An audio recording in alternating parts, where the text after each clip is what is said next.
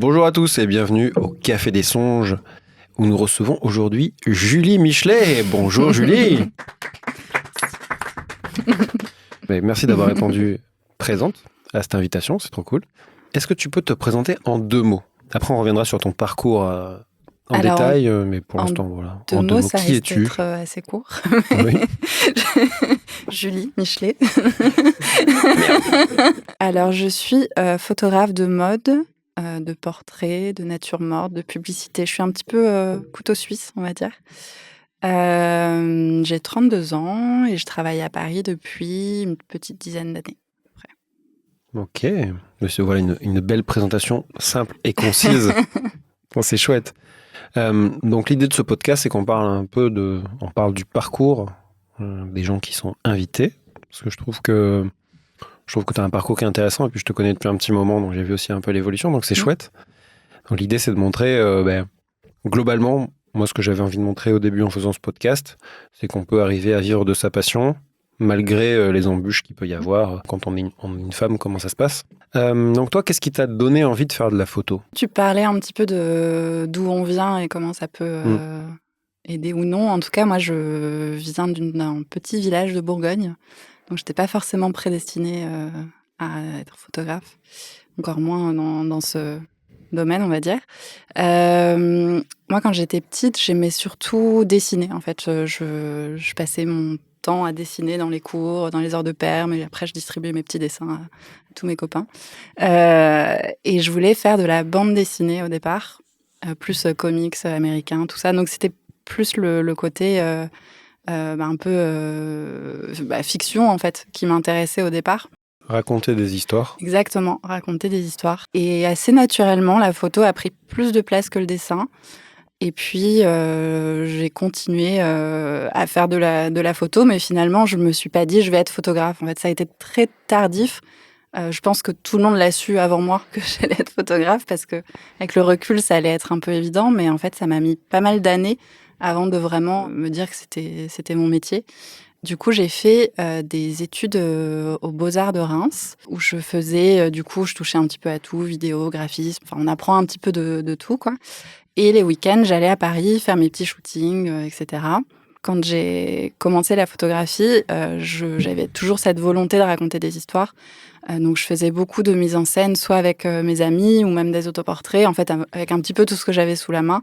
Donc, je m'amusais déjà avec le vêtement, le maquillage, la coiffure, essayer de trouver des décors. Mais c'était vraiment que de l'amusement, quoi. Il n'y avait aucune volonté autre que de prendre du plaisir et de raconter des histoires. Naturellement, j'ai commencé à vouloir aller un petit peu plus loin dans ce que je faisais. Donc, j'ai commencé à prendre en photo des mannequins et puis à travailler avec des maquilleurs au lieu de le faire toute seule. Et en fait, ça s'est fait vraiment naturellement, quoi. J'ai pas l'impression d'avoir choisi ce métier. J'ai l'impression qu'il m'a un peu choisi tout seul. Puis au final, t'as pas abandonné le dessin, parce que je vois on y viendra après, mais quand tu travailles sur des marques, enfin sur des campagnes de pub, tu fais quand même du storyboard, tu fais des croquis un peu préparatoires avec ce que tu veux. Exactement. Donc t'as jamais vraiment abandonné le dessin au final. Non, ça devient en plus un outil du coup pour préciser mes idées ou pour les communiquer aux autres, parce que c'est important aussi dans le métier de photographe de pouvoir communiquer ses idées à toute l'équipe. Et du coup, le dessin, ça m'aide pas mal effectivement à pouvoir sortir un petit peu ce que j'ai dans la tête et dire ouais, voilà, c'est ça que je veux faire. C'est trop bien de pouvoir mettre en image avant de pouvoir passer au tournage ou au shooting. Moi, ce que j'ai toujours aimé dans ton travail, c'est qu'il y avait toujours effectivement le sens du détail, du décor. Justement, tu réfléchissais à ta mise en scène. Je me rappelle, tu avais shooté dans un train, enfin, tu avais fait plein de trucs, mais c'était à l'ancienne. Bah, disons que quand j'ai commencé, je pense qu'un peu comme tout le monde, on va aller chercher un petit peu dans la culture populaire, je sais pas, dans les films, dans les contes, Donc j'ai fait tous les trucs les plus kitsch qu'on peut faire quand on commence. Et du coup, j'avais fait effectivement ce shooting dans un train. Alors, j'en ai fait plusieurs, donc je sais pas si c'est celui-là que tu penses. Oui, non, mais disons que tu essaies de... Parce qu'il y a plein de gens qui font des shootings juste dans des parcs, tu vois, ils font des trucs, voilà, il n'y a pas de recherche de décor. Je suis pas une photographe du réel, quoi. Ce qui m'intéresse vraiment, c'est de créer de toutes pièces une image, en fait. Et c'est aussi pour ça que je me suis dirigée progressivement vers le studio, parce que j'ai l'impression d'avoir une maîtrise de un petit peu tous les éléments à 100%, quoi. C'était quoi le lien entre le lycée et les beaux-arts, quand tu te retrouves Alors déjà, le lycée, il y avait déjà un premier chemin qui était pris parce que j'ai fait un bac spécialité art plastique avec 8 heures d'art plastique par semaine. C'était génial. Ça devait être trop bien, ça. J'aurais kiffé ça. Et je pense que ça m'a pas mal sauvée dans ma moyenne pour avoir mon bac. Bah, mais t'aimes bien fabriquer des trucs. Ouais, non, c'était vraiment chouette. Et déjà un premier pas que j'ai fait parce que j'aimais créer, j'aimais dessiner, etc. Et forcément, à partir de là, la suite logique, elle est plus d'aller chercher, ok, qu'est-ce qu'il existe comme formation artistique qui s'offre à nous en sortant de là. Du coup, j'ai commencé par une prépa qui prépare du coup au concours des écoles d'art. Au début, j'étais un petit peu perdue, honnêtement, parce que justement, je venais de ma petite campagne. J'avais dû mettre les pieds une fois dans un musée au Louvre pendant une visite à Paris, mais c'était à peu près tout. Et du coup, j'arrivais dans cette prépa parisienne où il y a plein de gens qui ont baigné là-dedans, en fait, dès le début. Et puis, on arrive et on nous dit, ok, faites ce que vous savez faire. Enfin, quel est votre univers? Qu'est-ce que vous avez à raconter? Et en fait, on se retrouve tout de suite dans le grand bain de attends, je suis censée être un artiste là en fait. Direct, parce que moi d'habitude, j'avais un thème, je prenais mon papier canson, je faisais un dessin et c'était réglé. Tu devais déjà arriver vraiment avec un univers qui était là pour être affiné et pour être présentable auprès d'un jury, mais tu devais déjà arriver avec un peu quelque chose quoi. C'était assez impressionnant quand je suis arrivée. Et du coup, la première année, c'est pas très bien passé parce que je pense que j'avais besoin d'un temps d'adaptation que j'ai pas pu avoir. J'ai passé assez peu de concours parce que j'ai pas eu l'impression d'être très bien accompagnée non plus dans ces choix. J'ai refait une deuxième prépa l'année suivante, qui était cette fois-ci une prépa privée, parce que la première était publique. Donc forcément, petit investissement d'argent, etc. Quand on vient pas d'un milieu aisé, ça demande toujours un petit effort supplémentaire, on va dire. Et encore, moi, j'ai de la chance d'avoir payé que la prépa et d'avoir ensuite été dans une école publique, ce qui n'est pas le cas de tout le monde. Mais voilà, du coup, deuxième année, ok, bon là, j'étais déjà un petit peu plus préparée et du coup, j'ai eu le concours des Beaux-Arts de Reims, que j'avais choisi justement parce que c'était une école qui était propédotique. Donc en fait, pendant 1 an et demi... Qui était propédotique. Propédotique. C'est un nouveau mot, tu peux le... Merci. Merci Julie. C'est-à-dire qu'en fait, tu as une partie du parcours qui est commun. En fait, il y a un tronc commun entre tout le monde. Qui est propédotique. Voilà, c'est ça. Donc on apprend un petit peu tout et ensuite on se dirige soit vers le design, soit vers le graphisme, soit vers l'art. D'accord, ok. Et du coup, comme moi, je savais pas encore trop ce que je voulais faire, j'ai gagné du temps encore. Ok. Du coup, finalement, la photo faisait partie de ma vie très tôt, mais avant de découvrir ou plutôt de réaliser que c'était mon métier, en fait, j'étais déjà en train de le faire quasiment. Parce que pendant que j'étais aux Beaux-Arts de Reims, du coup, les week-ends, j'allais à Paris pour faire mes petits shootings, etc. Et puis au fur et à mesure, à la base, c'était pour moi. Et puis finalement, il y a une marque qui me dit « Ah attends, est-ce que tu peux nous faire des photos ?» Et en fait, assez naturellement, en fait, je me suis retrouvée à en faire mon métier, quoi. Mais par contre, ce que les Beaux-Arts m'ont apporté, je pense, c'est plus le fait justement de développer un univers personnel, d'être autonome, en fait. Et ça, je pense que ça m'aide dans mon travail aujourd'hui, justement, de peut-être me distinguer par un univers personnel plus que par une technique, quoi. D'accord, ok. Donc, tu n'avais pas vraiment de photos aux Beaux-Arts, mais ça t'a aidé à développer d'autres choses. Je pense d'essayer d'avoir une ligne directrice, tu vois, dans mon travail, d'avoir de réfléchir à ce que j'essaye de raconter aussi. Ça t'a aidé à acquérir, c'est ça, une sorte de cheminement sur les projets, enfin, de structurer tes projets. Ouais. C'était ça l'idée? Ouais, c'est ça. Et je pense que c'est ce qui fait qu'aujourd'hui, je suis un peu à la frontière, on va dire, entre la photographie de mode et la photographie d'art. Je suis un petit peu hybride entre les deux. Et dans mes projets, il y a vraiment ce mélange des deux où à la fois c'est clairement une esthétique mode et je peux pas m'en défaire, elle est là, mais en même temps... c'est vrai qu'elle est là depuis toujours un peu. Hein. Bah oui, et finalement, dès mes 15 ans, quand je faisais des photos, je faisais de la photo de mode, finalement. Ouais, c'est vrai. Mais oui, en fait, je pense que c'est ce terrain de jeu-là qui s'est présenté devant moi parce que c'était le meilleur endroit pour faire ce que j'aimais faire, en fait. Jouer avec le vêtement, le maquillage, la coiffure et raconter des histoires. Enfin, c'était ça ou le cinéma, quoi, de toute façon. Donc... Oui, de toute façon, c'est ça, c'est que tu as toujours aimé raconter des histoires. Mm. Moi, c'est vraiment le truc que j'aimais bien aussi à l'époque, parce qu'il y avait une histoire qui était derrière, donc c'était chouette. Et donc là, maintenant, en plus, tu as des outils supplémentaires. Je pense que même en dessin, tu as dû progresser de fou. Pas sûr. Non? Ah ouais, les Beaux-Arts, ça t'a pas aidé à progresser? Pas tellement. Il y a quelques Non. cours. En fait, c'est assez peu technique. D'accord. C'est vraiment plus, une fois de plus, en fait, tu es censé avoir une démarche personnelle et on va t'accompagner dedans. Mhm. Mais il y a un petit peu de cours, mais c'est pas...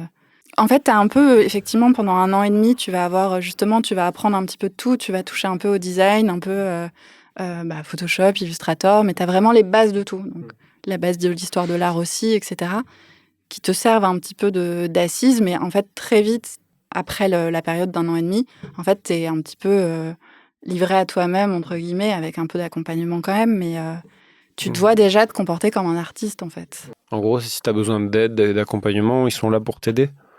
Théoriquement, oui. Théoriquement. Non, mais après, je pense que ça dépend des Oui, de toute ouais. façon, il y a une histoire de feeling aussi. Je pense qu'on a des travaux qui vont parler plus à un prof qu'à un autre prof.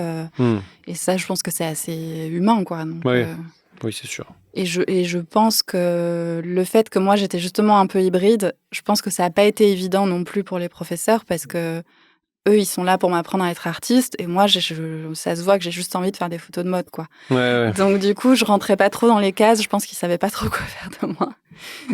En tout cas, moi, ce que j'ai trouvé un petit peu dommage, c'est que, en fait, finalement, quand tu rentres en section art, très tôt, on te dit, bon, vous rentrez en art, mais on vous prévient, il y en a même pas la moitié qui vont être artistes. En fait, la plupart, ils vont être commissaires d'expo, critiques d'art, etc. Donc, ils sont déjà assez lucides sur le fait qu'on va sûrement faire autre chose que ce qu'on est en train de nous apprendre. Et c'est vrai que je regrette un petit peu que moi, on m'ait pas encouragé davantage dans ce que je faisais. Et au contraire, on essayait un petit peu de le réfréner. Ouais. Tu sentais qu'on essayait de te mettre un peu dans un moule Ouais, un petit peu. Ouais. Enfin, du moins, ouais. Oui. Comme je rentrais pas dans le moule, en fait, on s'occupait pas trop de moi, quoi. D'accord, ok. Bon, t'es une rebelle, Julie, en même Ouais, temps. oui, je suis une rebelle dans l'âme, qu'est-ce que tu veux? Après cette école, donc, tu as fait des projets perso et des projets de commande. Parmi ces projets, lequel, pour l'instant, a été le plus important pour toi? Bah écoute, j'ai un petit peu 2 choses qui me viennent à l'esprit pour des raisons différentes. Je sais pas si j'ai le droit à 2. Est-ce que l'équipe a le droit à 2?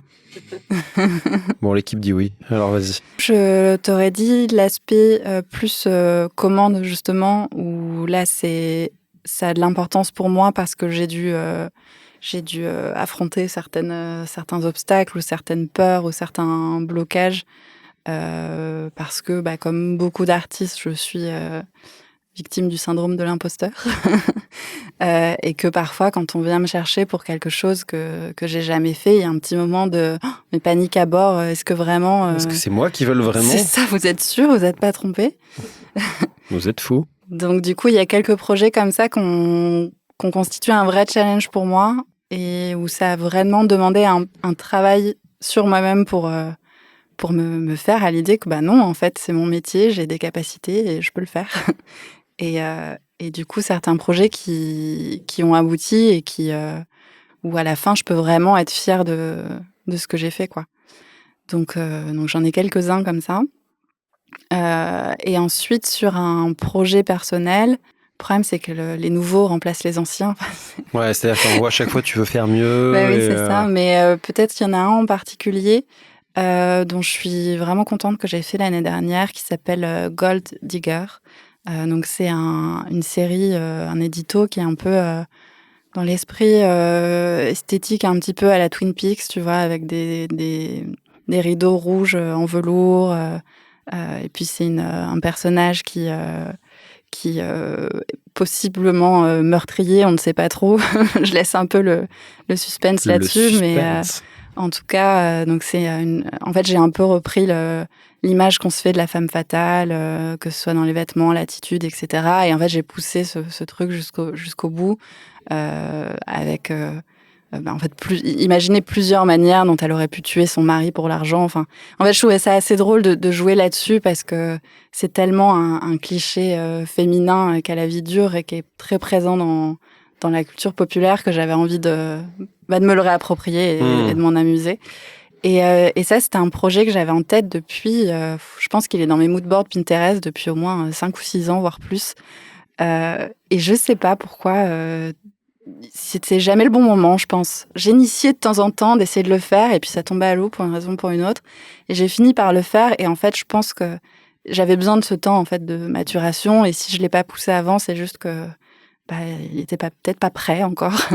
Et ce qui est vraiment chouette, il y a des moments où il faut attendre. C'est ça, il y a des moments où il faut laisser un petit peu cuisiner les choses à l'intérieur, quoi.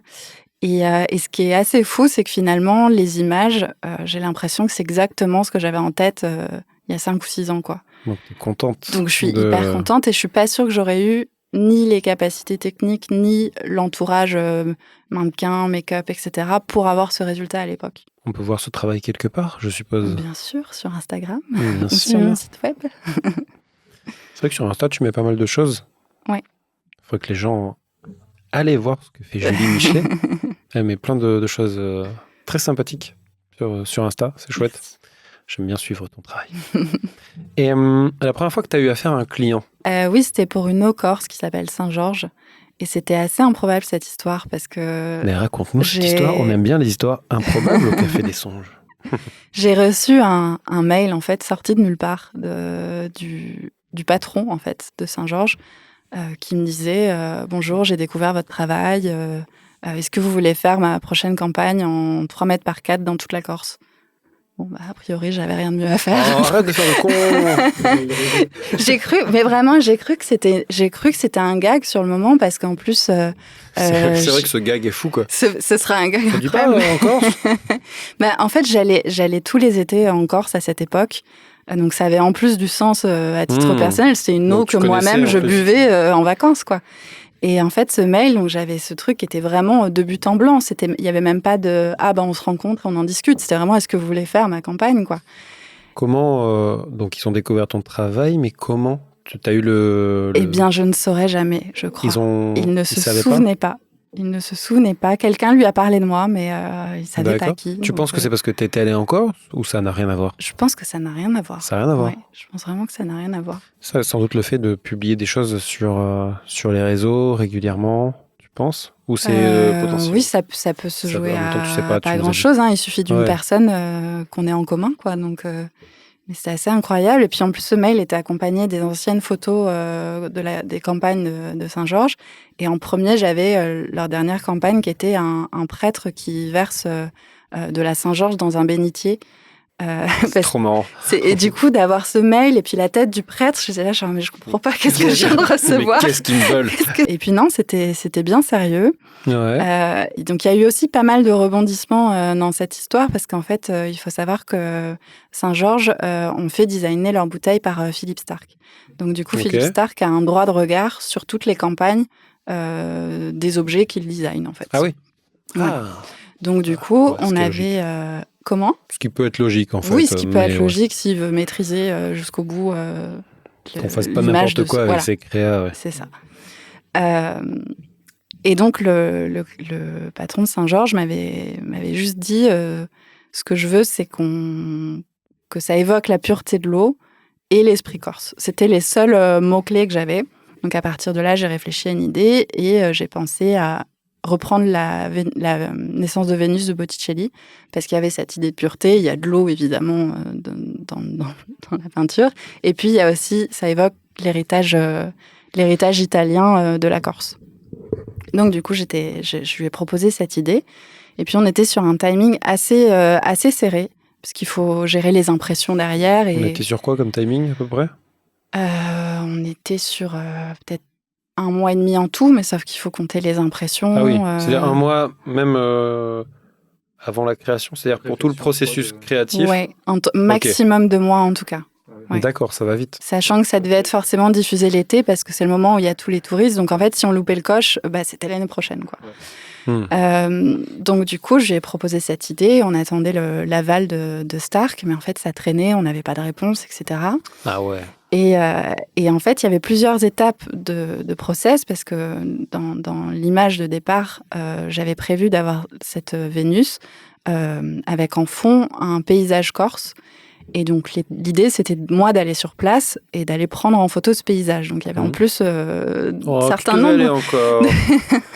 Ouais, c'est un métier difficile. Oh non. Oh là là. Donc voilà, on était d'autant plus dans un timing très serré, on n'avait pas de réponse. Du coup, j'ai dit, bon, écoutez, ce que je fais, c'est que je viens là, dans 2 jours, je fais la rando, parce qu'il y avait une petite rando de 6 heures pour avoir la bonne photo. Je fais la photo, et puis si finalement, entre-temps, on n'a pas la confirmation de Stark, eh ben, vous me remboursez le billet d'avion, et puis c'est pas grave. Ouais, ok. J'étais prête à prendre ce risque de rien gagner, mais au moins on tente le truc, quoi. C'est une aventurière. T'as vu ça ? C'est une rebelle. Moi, je tente. Mais en même temps, c'est ça. En même temps, des fois, il faut tenter. Il faut tenter, sinon ça se serait certainement pas fait. Donc c'est vrai que des fois... Vous avez des doutes, mais t'as préféré y aller. On attendait la réponse de Philippe Stark, quoi. Donc il y avait... mais du coup, lui, il y avait moins de risques. Il y avait juste au pire le prix d'un billet d'avion. Oui. Voilà, c'était Mais au moins, raisonnable. s'il y avait le oui de Stark... On était bon pour continuer. Niveau timing, on était mieux. C'est ça. Donc j'ai fait ma rando et j'ai mangé une petite pizza... en revenant, et c'est là que j'ai eu le mail du patron qui disait, bon, en fait, il est en vacances, donc on n'aura pas de réponse pour l'instant. Go, on y va. On y va, et là, c'était feu vert pour... non, en fait, dans l'idée. En tout cas, je pense qu'il était plutôt partant pour l'idée, il était plutôt confiant. Il s'est dit, bon, tant pis, on prend le risque et on lui montrera la photo une fois finie. Je pense qu'il avait été rassuré par le fait que moi, j'avais fait ce premier pas, et du coup, ça s'est fait comme ça, donc on a tout fait et l'image a été validée. Super. Voilà. Je suppose que tu es contente. Et c'est une image que j'aime toujours autant. J'en suis hyper fière. Et c'est ça, du coup, c'est typiquement certainement le projet qui m'a marqué le plus, parce qu'en plus, ça faisait très peu de temps que je faisais de la photographie. Donc une campagne de cette ampleur, gérer les négociations de budget, parce que... Ah oui, tu étais toute seule pour gérer ça. J'étais toute seule, ouais. Comment tu... tiens, bonne idée. Une question. Comment tu as fait pour savoir à combien tu allais vendre et comment ça se passe? Parce que c'est vrai qu'au début, tu dis, OK, il y a plusieurs choses à gérer, parce qu'il y a à la fois le travail, mais les droits d'auteur derrière. Comment ça se passe? Comment tu vends ça? Comment tu monnaies ça? Ça a été quoi ton process à l'époque et maintenant? Donc, à l'époque, parce que je pense que ça a dû évoluer, tu as dû apprendre un peu plus. Parce que comme je sais que tu as fait d'autres campagnes. Oui, mais effectivement, à l'époque, c'était la première. Ouais. Et c'était tout de suite, en plus de l'impression, de l'affichage. Donc, comment à l'époque, t'as budgétisé cette histoire? Eh bien, écoute, je suis tombée sur des barèmes. Ouais. Qui aidaient à faire un calcul, en fait. Il y avait... un système de points qui était multiplié par le nombre d'exemplaires et la durée, la géographie, etc. Et il fallait juste, du coup, décider quelle est cette valeur de points de départ. Et il y avait, je sais plus, c'était entre 1 et 10, je sais plus exactement. Donc toi, tu as mis 10? Moi, j'ai mis 10. Non, mais du coup, après, là, c'est le moment, pour le coup, assez subjectif, quoi. C'est vraiment, c'est toi qui te donne qu'est-ce que je veux, quoi. Ouais. Et puis, en plus, je le vois maintenant avec l'expérience, c'est que ça peut aller du simple au double pour la même chose d'un client à l'autre, parce que les budgets peuvent être très différents et pas toujours en accord, en plus, avec la taille de la marque. Donc c'est un peu un jeu de si je te dis ça, oui, non. Puis des fois on se dit mince, j'aurais pu demander plus. Ou à l'inverse, on passe à côté d'un contrat à quelques centaines d'euros près. Donc, je crois que ça a été un petit peu négocié, mais franchement pas tant que ça. Mais c'était assez drôle parce que du coup c'était la négociation dans les bureaux du patron de Saint-Georges en Corse. Et donc, c'était, tu vois, en bureau, face à face, et où on parle de tous les détails du projet. Et puis, à la fin, je dis, bon, par contre, niveau budget...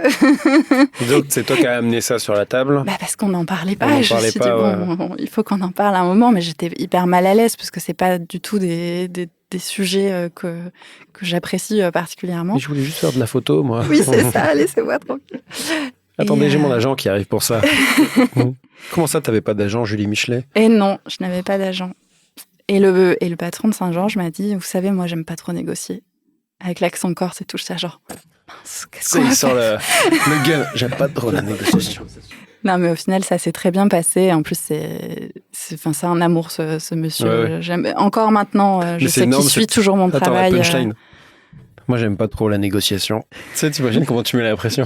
Mais de ouf, et j'avais la pression, clairement. En fait, tu dis son prix, tu dis ton prix, il te regarde juste. Il avait le sens du rythme et de la formule. Il a fait ça bien. Au final, tu étais contente du prix que tu as eu pour la campagne. Ouais. C'était Oui. chouette. Est-ce que ça a débouché sur d'autres choses? Tu as réussi à avoir de nouveaux clients grâce à cette campagne? Je pense que ça aide forcément un petit peu à apporter une visibilité et puis ça donne confiance aussi aux futurs potentiels clients. Et même à toi. Et même à moi, surtout à moi, j'ai envie de dire même. Bah oui. Il a fallu faire une randonnée, aller négocier avec un. Ce qui n'était pas évident. Un patron corse. C'était pas évident. La randonnée. La randonnée, ouais, c'était la partie la plus difficile. Non, tout était compliqué, la négociation, l'organisation. Et enfin, tout était compliqué et finalement, en vrai, tout s'est très bien passé, quoi. Ouais. Donc, je pense que ça m'a donné un petit peu une leçon de vie il faut y aller, en fait, ça va bien se passer, quoi. Mais ça, c'est toujours quelque chose que je dois me rappeler avant chaque nouveau job un peu challenging, c'est de me dire, ok, en fait, t'inquiète, ça va bien se passer, quoi. Même pour venir aujourd'hui, par exemple.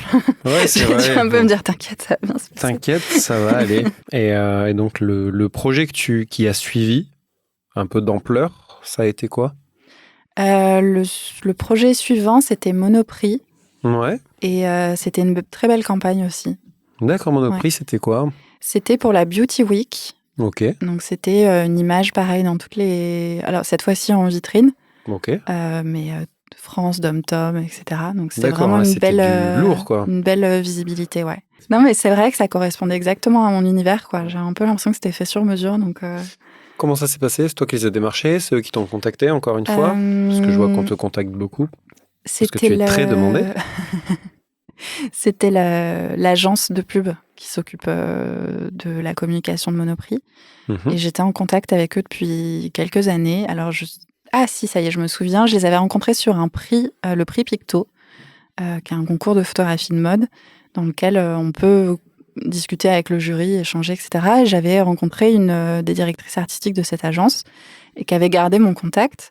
Et je crois qu'on a dû travailler ensemble peut-être 2-3 ans après. Quoi, c'est important de se faire des contacts et de participer à des concours. C'est important de planter des graines un petit peu partout, parce qu'on ne sait pas à quel moment ça va pousser, quoi. Donc, le concours Picto, c'est dédié à la photographie de mode de ce qu'ils appellent les jeunes photographes, donc en dessous de 35 ans. Oui, c'est ça, c'est qu'en gros, tu as créé du mouvement, tu es allé là-dessus, et c'est là que tu as rencontré cette personne qui, 2 ou 3 ans plus tard, a travaillé avec toi. Et la même année, j'avais rencontré aussi Jean-Paul Goude, le photographe. Et ça a été un événement assez marquant aussi de discuter avec lui, parce que j'aime beaucoup son travail. Et en fait, ce qui était assez drôle, c'est que la mannequin de la campagne Saint-Georges dont je vous parlais tout à l'heure, c'était la dernière mannequin que lui avait pris en photo pour les Galeries Lafayette. Il venait juste d'arrêter de faire les campagnes des galeries et c'était la dernière fille qu'il avait pris en photo. Et du coup, il regardait mon portfolio, etc. Et je lui dis, je sais pas si vous reconnaissez la fille qui est là. Et il me dit, ah mais oui, je l'ai prise en photo. Oh mais vous l'avez réussi, moi je l'ai complètement raté. Ah ouais. J'étais là, genre, est-ce que je me pince? Est-ce qu'on n'est pas un peu fiers? Ah oui, ça fait du bien. Comment ça se passe pour trouver les modèles? Est-ce que c'est toi qui l'as trouvé? Est-ce que c'est l'agence qui a fait le casting et qui te l'a imposé? Est-ce qu'il y a des moments où c'est toi qui trouves le modèle et c'est toi qui dois payer le modèle pour les agents, pour les campagnes de com comme ça? Alors, ou non? Pour les campagnes, ça dépend. Par exemple, Saint-Georges, on n'est pas du tout passé par une agence, c'était vraiment en direct. Donc en fait, j'ai fait justement toute la partie production. C'est ça aussi qui était un peu challenging. Tu as dû facturer ça aussi, trouver un budget pour ça. Oui, c'est ça. Après, comme moi, je suis en auto-entreprise, c'est pas moi directement qui paye les gens. Donc j'ai juste facilité le fait de faire le lien, d'envoyer les factures de chacun, etc. Mais du coup, pour répondre à ta question, la plupart du temps, quand c'est en direct comme ça, du coup, c'est moi qui cherche les mannequins. Et après, quand c'est des agences de pub, il y a une discussion. En fait, j'arrive assez tôt dans la boucle en général. Donc, je fais pas le casting, mais on m'envoie après le casting, je donne mon avis. Enfin, Ça t'arrive de proposer des personnes? Oui, complètement. Ouais, parce que Ouais. tu commences à avoir un bon réseau de Ouais, modèles. complètement, ouais. Ouais, effectivement, par rapport à un projet spécifique, penser à quelqu'un, ouais. Personne, Ouais. elle bosse bien. Et même dans l'équipe artistique, au niveau des make-up, par exemple, Ouais. est-ce que des fois on t'impose des gens ou c'est toi tout le temps qui... C'est très rare qu'on m'impose des gens. Ouais. En général, je bosse toujours avec la même maquilleuse, Rika Bitton d'ailleurs. Avec Rika, ce que j'allais dire. Qui est très Elle te suit très depuis talentueuse. des années, hein. Ça C'est fou, fait ça, hein. depuis quasiment les débuts de ma professionnalisation, on va dire. Depuis que je suis à Paris, ça fait 10 ans qu'on travaille ensemble. Quand ça marche, quand ça marche bien, on se comprend bien, elle est efficace, elle est rapide. Ouais, Rika, super make-up. Non, après c'est important aussi d'avoir aussi d'autres contacts, hein, parce que Rika n'est pas éternellement disponible pour moi. Non, et puis même, c'est vrai que quand t'es bon et que t'es sympa, souvent tu bosses. Mais oui, c'est ça, C'est et bizarre. elle bosse beaucoup. Et elle bosse beaucoup. Elle bosse beaucoup, donc oui, c'est important aussi d'avoir d'autres gens qui sont aussi très talentueux, bien sûr. Effectivement, c'est bien d'avoir un bon réseau. Nous, on a un super maquilleur qui s'appelle Samuel Vergniaud, avec qui je travaille très souvent aussi. C'est bien d'avoir des gens de confiance et qui évoluent en même temps que toi. Ouais, c'est d'autant plus important quand tu as des projets qui sont un peu challenging, sur lesquels tu n'es pas forcément hyper en sécurité. Et du coup, d'avoir au moins un visage familier, quelqu'un sur qui tu peux compter, c'est hyper important. C'est ton repère. Ouais. Tu sais qu'au moins le make-up, il n'y aura pas de souci. Et puis, tu as une amie, en fait, clairement. C'est devenu mon amie. Donc, Je voulais savoir, est-ce que toi, tu as eu des personnes qui t'ont inspiré, des mentors? Ce qui me vient en tête, c'est très cliché, c'est ma maman. Donc, je suis pas passée par la case assistana. J'étais tout de suite en autodidacte. T'es une star en même temps. Et voilà, ça Non, mais c'est vrai que j'ai pas eu cette dimension-là, qui aurait pu être intéressante. C'est un peu le point commun entre les artistes, les entrepreneurs. Quand t'es tout seul, mine de rien, il y a que toi qui peux te donner des choses à faire. Quand tu montes pas d'équipe, des fois c'est dur d'arriver à se motiver. Comme tu disais, tu bosses souvent de chez toi. Il y a des moments, personne t'oblige à aller faire ta série de photos sur la femme fatale, sur plein d'autres trucs. Donc là, c'est vrai que si t'as pas la persévérance, ça peut être compliqué. Donc c'est bien d'avoir eu un modèle comme ça de persévérance et te dire, ouais, ok, c'est peut-être pas dans l'artistique, mais mine de rien, ça s'adapte à tout, donc c'est chouette. Complètement, ouais. Et toi, comment tu fais quand t'as un coup de mou? Comment tu fais pour réussir à te remotiver, à refaire? Alors, en général, je passe déjà par une phase où j'accepte le coup de mou. Ouais. Je le vis pleinement. Je fais la larve devant Netflix. Et honnêtement, ça, c'est une question que je me pose encore aujourd'hui et je pense que je lutterai avec ça toute ma vie. Mais c'est justement parce que ces coups de mou-là, ils sont importants et en réalité, on ne peut pas être créatif tout le temps. Et finalement, il y a... à part toi, Christophe. Pardon, excusez-moi. Non, mais j'apprends des choses. C'est important de le découvrir, c'est pour ça qu'on invite des gens. C'est ça. Donc, des fois, vous avez Ça m'arrive, ça m'arrive. Vous avez des coups de mou. C'est pas forcément évident à gérer parfois, parce que en tant qu'artiste, notre métier, c'est un peu ce qui nous définit. Et du coup, quand on crée pas, y a un peu un truc du genre, qui suis-je du coup? Ouais. Mais à quoi je sers? À quoi je sers, ouais, c'est ça. Il y a vraiment un truc comme ça, et du coup, de réussir à se détacher de ça, c'est pas forcément évident. Et oui, c'est un truc avec lequel je lutte encore maintenant, et j'essaye de trouver des petites choses justement qui vont me faire rebondir dans ces moments-là, parce que même s'ils sont importants, il faut pas qu'ils durent trop longtemps non plus, et parfois on peut être à la limite de l'auto-sabotage en fait. C'est un peu tout l'un ou l'autre en fait. C'est soit j'ai rien envie de faire et je fais juste ce dont j'ai besoin de faire, enfin ce que j'ai besoin de faire pour évidemment assurer auprès de mes clients. Oui, ça j'ai aucun mal à le faire. Mais plus sur les projets personnels, je vais avoir des moments où j'ai envie de tout faire en même temps.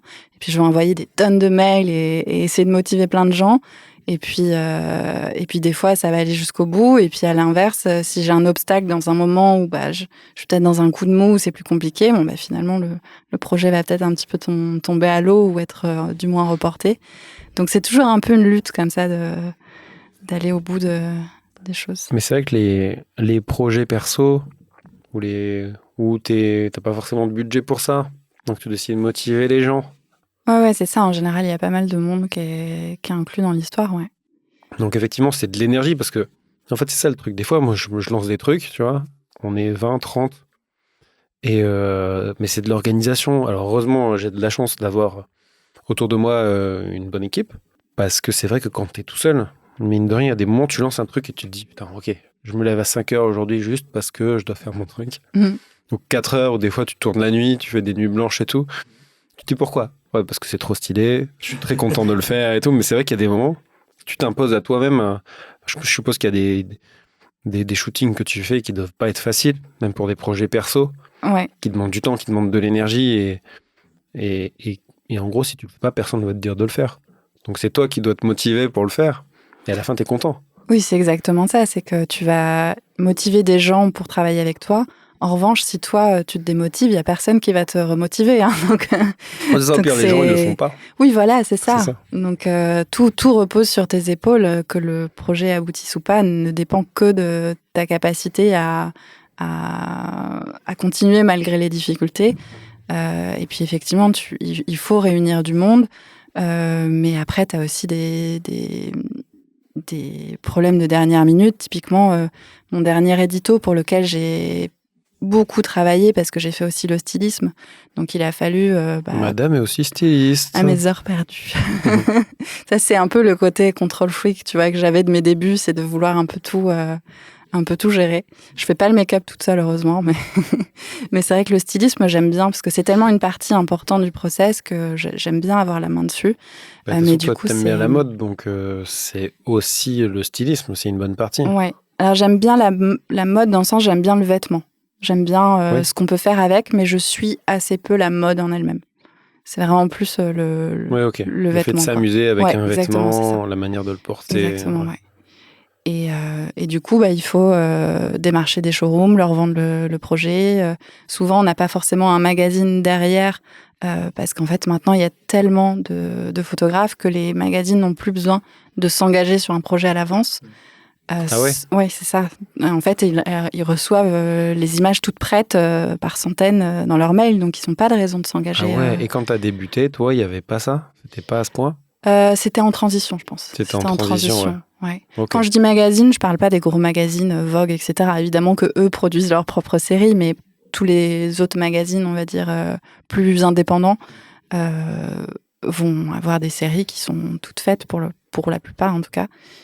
Et ce qui est compliqué, c'est que le système n'a pas forcément évolué dans ce sens-là, parce que les showrooms ont toujours besoin d'avoir une assurance que la série va être publiée derrière. Sauf que les magazines n'assurent plus.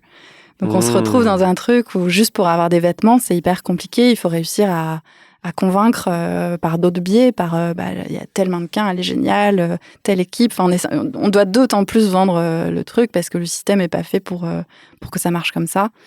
Enfin, là, typiquement, un mail pour convaincre un showroom, t'en envoies un, il passe pas, tu modifies un petit truc, ça passe. Au fur et à mesure, tu commences à savoir un petit peu comment formuler les choses pour donner envie et rassurer les gens, te démarquer, etc. C'est à force de faire, de toute façon. C'est ça, exactement. Tu apprends. C'est ça. Et du coup, ce shooting qui m'a demandé beaucoup d'énergie, parce qu'en plus, il fallait aller chercher les vêtements, on était sur de la haute couture qui était très imposante. Ok. Il faut faire attention en plus. Et ouais, il faut faire extrêmement... Oui, il y a la responsabilité aussi du vêtement, qu'il ne se passe rien, qu'il n'y ait pas de taches, quoi que ce soit. On était sur 25 kilos de fringues pour 3 tenues. Comment tu fais pour transporter tout ça ? Uber, hein.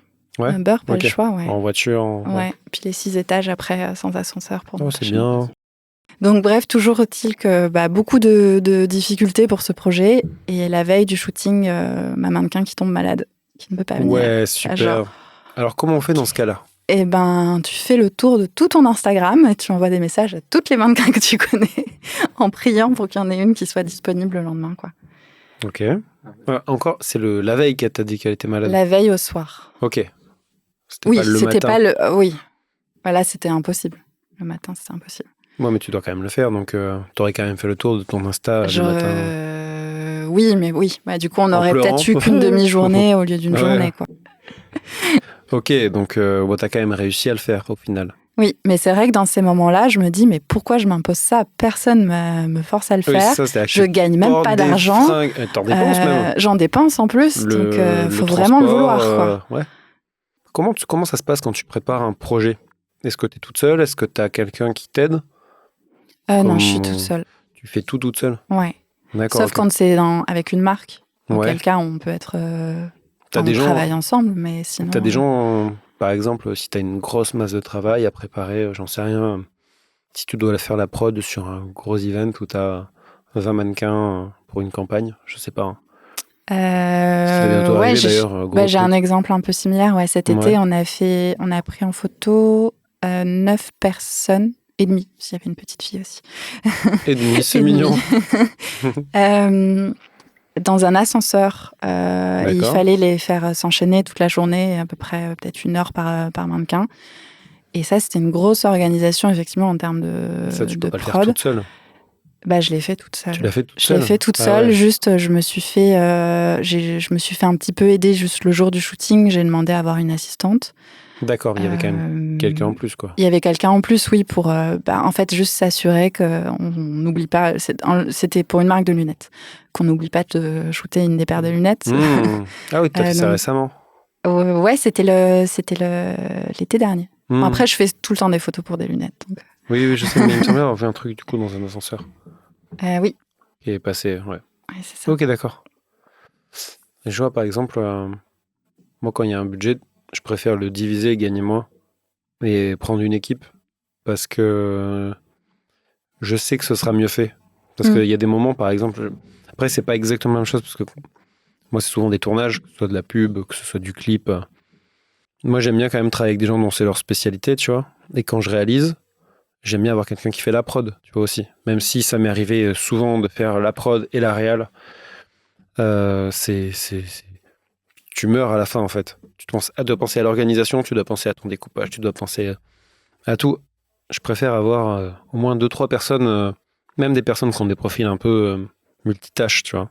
Disons qu'il y a des fois où quand j'ai un assistant, j'ai l'impression que je suis tellement concentrée sur plein de choses que juste parler, c'est compliqué. Je sais pas si vous voyez cet état. Et du coup, dire à quelqu'un fais ça, j'ai l'impression que ça va me demander plus d'efforts que de moi le faire, quoi. Donc je pense que c'est un pli à prendre et si tu le prends, je pense que c'est un vrai gain aussi. Ouais, il faut juste prendre le temps pour savoir qu'est-ce que tu lui donnes comme fenêtre. Suite à la campagne Monoprix, déjà c'était quoi que tu devais faire sur cette campagne? C'était quel type de photos, de produits que tu devais... C'était pour la Beauty Week, donc c'était promouvoir une offre promotionnelle en fait du rayon maquillage de Monoprix. Donc en fait, c'était juste mettre en valeur le maquillage en lui-même. Donc c'était un portrait beauté avec un make-up un peu original. Et c'était quelque chose de surtout très très visuel. Comment ça se décide? Parce que Monoprix, c'est quand même une grosse enseigne. Comment ça se passe pour valider les make-up? Ça doit être vraiment beaucoup de réunions, je suppose. Il y a pas mal de réunions, ouais. Ouais. Faut aimer les réunions. Après, franchement, ça a été assez rapide. Ouais. On va assez vite dans les faits et c'était assez efficace en réalité. C'est vrai que ça m'est déjà arrivé d'arriver sur un projet avec une agence et en fait de me rendre compte que rien n'a été fait. Qu'il y a une idée de départ, mais que la DA, elle n'est pas du tout poussée jusqu'au bout. Disons, en fait, ce qui est frustrant, c'est que moi, ça me dérange pas de le faire parce que j'adore ça. Je suis autant DA que photographe, donc ça me pose pas de problème. Ce qui est frustrant, c'est de se dire, vous êtes payés pour ça, les gars. Donc, oui. À ce moment, surtout quand il peut y avoir des fois des négociations un peu rudes sur le budget, c'est là, en fait, là, je fais plus que ce que je devrais faire, donc... On a eu ce genre de cas aussi où tu dois faire ta partie, les autres, ils doivent ramener de la figuration, ils doivent s'occuper de tout un tas de trucs. Et tu te retrouves à faire aussi leur taf. Et effectivement, tu as validé un contrat, mais tu te dis que si tu le fais pas, l'image, elle sera moins bien. Et... Maintenant, j'essaie d'être un peu plus exigeant sur ce que je demande aux clients dès le début. Ne serait-ce que sur le nombre de retours clients. Au début, en fait, quand j'ai commencé, j'avais pas mis de clause de retour max. Et en fait, ça nous est arrivé de travailler pour des agences où tu as 15 personnes sur le projet. Chaque personne te donne des retours sur la vidéo, qui te font des petites retouches, des petits retours, ou des fois il y a des gros retours, mais des fois c'est juste non, on va changer la musique. Donc nous, on refait le truc. Et en fait, il y a le supérieur qui dit non, on n'a jamais validé ça. Ok. Et en fait, quand tu fais pas signer ton nombre de retours, il y en a qui abusent, Il vaut mieux mettre des clauses des fois, quoi. Ok, si je m'occupe de ça, bah ce sera ça en plus, quoi. Oui, non, mais c'est vrai que se faire respecter, c'est pas forcément facile. Et une fois que tu avais fait cette deuxième campagne, est-ce que là, ça t'a senti que c'était un peu plus simple pour avoir d'autres campagnes? Ça s'est un petit peu enchaîné derrière à cette période-là. J'ai fait après les Galeries Lafayette, qui était un beau projet aussi. Est-ce qu'avoir eu Monoprix avant, ça t'a aidé? Oui, clairement. Clairement. Oui, je pense. Oui. Et depuis, en fait, j'ai fait un petit peu moins de campagnes parce que je me suis beaucoup concentrée sur une marque de lunettes pour laquelle je bosse et pour laquelle je fais toute la direction artistique. Donc, c'est quelque chose qui demande beaucoup de temps. Si mais tu qui est veux bien aussi faire les choses. mais qui est aussi hyper challenging en fait, parce qu'on fait des projets qui sont toujours plus ambitieux. C'est la marque avec laquelle j'ai shooté les 9 mannequins dans l'ascenseur. La prochaine fois, ce sera peut-être 15. Et la prochaine fois, 50. Ouais, du coup, je suis jamais je me repose jamais sur mes lauriers avec cette marque. Et c'est hyper intéressant. J'ai l'impression qu'on évolue vraiment ensemble. Tout ce qui sort en termes d'image, au moins en termes de photos et de campagnes d'affichage, c'est toi qui le réfléchis. Donc, tu peux réfléchir sur quelque chose d'évolutif, ce qui peut être intéressant même à l'avenir. Si on a fait ça, peut-être après on peut partir sur autre chose. Et si les gens te font confiance, tu peux peut-être plus t'éclater d'un point de vue artistique aussi. C'est un petit peu ce qu'on essaye de faire. Et je pense qu'on a ce goût toutes les deux pour le fait de raconter des histoires. On y revient un petit peu, mais c'est vraiment ce qu'on aime aussi. Et du coup, on va souvent reprendre les mêmes mannequins parce qu'on aime bien avoir un peu cette notion de personnage qu'on retrouve en fait d'une série à l'autre. Ouais. Et du coup, c'est hyper intéressant. Et c'est des images que je suis fière de montrer aussi parce que en vrai, c'est un luxe aussi de pouvoir avoir un travail qui est commercial et en même temps, t'en es fier, ça te ressemble. C'est pas toujours, c'est pas toujours le cas. Donc c'est quand même une vraie chance. D'avoir une liberté et qu'on t'écoute. Et qu'on écoute tes propositions. Nous, on nous a déjà dit non, c'est trop artistique. Bref, il y a des moments, c'est pas les bonnes personnes avec qui collaborer. Est-ce que tu as des petites anecdotes à nous raconter, des petites anecdotes croustillantes? On aime bien les anecdotes croustillantes. Écoute, mon anecdote croustillante, c'était celle de Saint-Georges. Donc... C'était celle de Saint-Georges. Je l'ai déjà usée. Tu sais, on remettra à ce moment-là l'extrait. Oui. Tu sais, les auditeurs, ils vont se dire, mais attends, on a déjà vu ça. Non, du coup, c'était effectivement cette histoire avec Saint-Georges, mais ce qui était assez drôle, c'est un petit peu toute la suite, c'est la relation que j'ai pu entretenir avec le patron. C'est pas un ami, mais je veux dire, il suit toujours ce que je fais, il y a un lien qui est assez cool. Et je me souviens, après la campagne, pour fêter ça, il m'avait proposé d'aller dans un refuge dans les montagnes corses pour aller voir un de ses copains. Et on a mangé un plat de lasagne énorme, quoi. Donc ça, c'est pas ce qu'on fait avec tous les clients non plus. Et de finir ce plat, et puis après de dire, c'est l'heure de la sieste. Énorme. Et chacun va de son côté faire une sieste sous un arbre, quoi. Donc c'est... énorme. C'est des contextes de travail qui sont pas forcément habituels à Paris, quoi. Et voilà une belle anecdote. Voilà. C'est trop chouette. J'en avais une, finalement. Tu en avais même une double. Est-ce que tu as, avant de parler de film, est-ce que tu as des petites astuces, des petits tips de photographe, d'organisation que tu voudrais partager? Quels sont les outils que tu peux utiliser pour t'aider dans la procrastination? Non, pour t'organiser, du coup, tu utilises quel type d'outil, par exemple? J'utilise un outil que tu m'as recommandé, d'ailleurs. Ouais. Quel est cet outil? Et qui m'aide beaucoup. Avant, j'étais sur mes petits journaux, mes petites notes, à avoir des trucs un peu partout. Et là, du coup, j'utilise Notion, que tu connais bien aussi, et qui Trop permet cool. avec des bases de données, de regrouper un petit peu tout. Donc, quand j'ai un projet en tête, j'ai ma base de données avec mes maquilleurs, ma base de données avec mes mannequins, etc. Et ça me permet de suivre un peu le projet. Et aussi, ce qui, moi, m'aide beaucoup, c'est quand tu peux...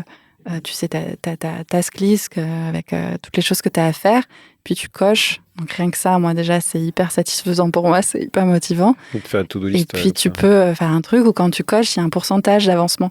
Ça marche super bien sur moi. Donc typiquement sur des projets où ça peut être compliqué, ça va un petit peu me motiver aussi. Est-ce que tu aurais quelqu'un à mettre en avant, à recommander, quelqu'un ou plusieurs personnes Écoute, mon ami de toujours, Gervaise, que je connais Oh, que tu connais aussi. je crois que oui. Que je connais depuis le collège. Donc, c'est pas mal quand même. Et, C'est vrai que vous le connaissez depuis longtemps. Ouais, c'était ma première modèle en fait. Quand je disais tout à l'heure que je faisais des photos hyper kitsch, c'est elle qui a essuyé les pots cassés, qui a dû faire le petit chaperon rouge Cléopâtre. Elle a tout fait, la pauvre. Et on se suit toujours. Et donc elle est musicienne, elle est chanteuse. Et je fais du coup les images de ses covers, ses images promotionnelles, etc. Tu lui as fait des clips aussi, je crois. J'ai fait des clips aussi au début, ouais. Maintenant, je pense que j'ai pas... il vaut mieux pour le coup qu'elle bosse avec des gens dont c'est vraiment le métier. Ouais. Bon, ça dépend. Mais des par fois. contre, je peux apporter mon regard. Tu vois, là, par exemple, elle m'a demandé pour le prochain clip d'être directrice de la photographie pour avoir... Parce qu'elle sait que je la connais bien, donc de pouvoir un petit peu avoir un regard sur l'image. Trop chouette. Ouais. Est-ce que t'as vu un film, écouté de la musique dernièrement, quelque chose, un artiste, une série que tu aimerais bien, Je pense plus à une expo, une expo? voire deux, que j'ai beaucoup Ouais. aimé. Malheureusement, elles sont finies. Oh, Donc, je ne mince. sais pas si c'est une bonne recommandation. Vous ne verrez pas ces expos. C'est dommage, elles étaient vachement bien. C'était l'exposition Charles Ray, qui était simultanément à la Bourse du Commerce et au Centre Pompidou. J'ai trouvé ça vraiment superbe. J'ai trouvé que c'était hyper touchant, hyper beau. Et ensuite, l'exposition sur l'hyperréalisme, qui s'est finie il n'y a pas longtemps. Et finalement, ça se rejoint un petit peu entre Charles Ray et l'hyper... Enfin, Charles Ray peut être un peu dans l'hyperréalisme parfois. Mais ce que j'aime bien dans ces sculptures-là, c'est le côté un petit peu troublant, où on est à la fois... on est sur quelque chose de réaliste, et en même temps, il y a un élément qui fait que c'est bizarre. Par exemple, le changement d'échelle. C'est un truc super réaliste, mais tu vois qu'il y a des échelles qui fonctionnent pas. Par exemple, Charles Ray, il fait des mannequins comme les mannequins de vitrine, sauf qu'il va les faire plus grandes, mais de manière très subtile. Tu vois, c'est pas genre évident que c'est beaucoup plus grand. Donc du coup, tu te remarques pas tout de suite, et il y a juste un truc, tu es genre, mais attends, c'est bizarre, c'est pas comme ça normalement, tu vois. Il y a un élément bizarre. Ouais. Il y a une œuvre aussi de Charles Ray que j'avais trouvé magnifique, c'est un petit garçon, mais qui est très grand pour le coup, je sais pas, peut-être 2,50 m, peut-être un petit peu moins. En tout cas, beaucoup plus grand que moi. En tout cas. Et c'est un petit garçon, c'est une sculpture qui est toute blanche, et il tient un crapaud dans sa main. Et c'est un peu, tu sais, l'enfant qui découvre la nature, comment c'est fait, etc. Donc il tient son crapaud et il le regarde comme ça. Et en fait, ce qui est assez amusant, c'est que toute la sculpture est très sobre. En fait, il y a très peu de détails sur le corps. Par exemple, les tétons sont effacés, le nombril est effacé. Mais par contre, il y a énormément d'attention, de détails sur le crapaud. Et en fait, c'est vraiment pour jouer sur le regard du spectateur. Et en fait, tu regardes ce crapaud de la même manière que l'enfant le regarde. Et en fait, tu te rends pas forcément compte qu'il manque autant de détails autour, tu vois. Ouais. C'est vraiment... ça te paraît hyper réaliste. En fait, quand tu regardes dans le détail, tu te dis, ah non, en fait, il y a vraiment un vrai parti pris qui se joue vraiment dans les détails, quoi. Est-ce que, Julie Michelet, vous avez une actu en ce moment? Est-ce qu'on peut voir votre travail quelque part? Alors, dites-nous tout. Pas encore, mais Julie ça, Michelet. c'est un petit peu mon prochain projet. Ce serait de faire une exposition. J'en avais fait pas mal. Au centre Georges Pompidou? Oui, Et à la Bourse du Commerce aussi. Mais bien sûr. J'hésite encore un peu entre les deux.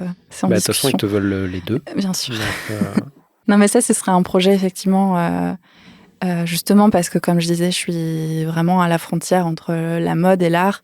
Et en fait, je crois que j'ai envie aussi de me rapprocher de plus en plus d'une photo d'art. Ce que j'ai pas trop dit aussi, c'est que je suis beaucoup inspirée par la peinture dans mon travail, plus que d'autres photographes ou autres. Je vais surtout m'inspirer de la peinture, Renaissance, classicisme, toutes ces choses-là. Et du coup, j'ai vraiment envie de faire une expo qui ressemble à une expo de peinture, en fait. J'ai envie de voir, c'est un peu mégalomane, mais j'ai envie de voir mes photos en 2 mètres et dans un cadre doré hyper kitsch, tu vois. J'ai grave ça ressemble vraiment à une expo d'art. Exactement, ouais. J'ai l'impression, il y a toute une partie avec des cadres dorés et avec toutes ces photos plus inspirées de la peinture. Et ensuite, une autre pièce dans laquelle tu rentres avec un rideau rouge velours pour reprendre la série dont je parlais tout à l'heure. Et là, avoir plus quelque chose de cinématographique. Donc ouais, j'ai déjà la scéno en tête. Reste le lieu. Donc, il y a un endroit où on peut te retrouver avant la galerie. Pour l'instant, sur Instagram. Instagram. Ouais, je montre pas mal un peu l'envers du décor aussi de ce que je fais. J'essaye de montrer un peu le process du début à la fin. Donc, pour ceux que ça intéresse, pour ceux que ça intéresse, n'hésitez pas à me suivre. La photo de mode, la photo d'art. Oui. Merci beaucoup, Julie, plaisir. De nous avoir fait l'honneur d'être présente. Ce fut un plaisir. Plaisir partagé. Donc voilà, est-ce que tu veux rajouter quelque chose ? Non, c'est bon. Très bien. Tu as vidé ton sac. J'ai vidé mon sac, ça va mieux. Merci beaucoup. Merci à vous de nous avoir écoutés ou suivis. J'espère que vous avez passé un bon moment et que vous avez appris des choses. Et que vous apprendrez d'autres choses dans les prochains épisodes du Café des Songes. À très bientôt pour de nouvelles aventures. Merci Julie. Allez, à bientôt.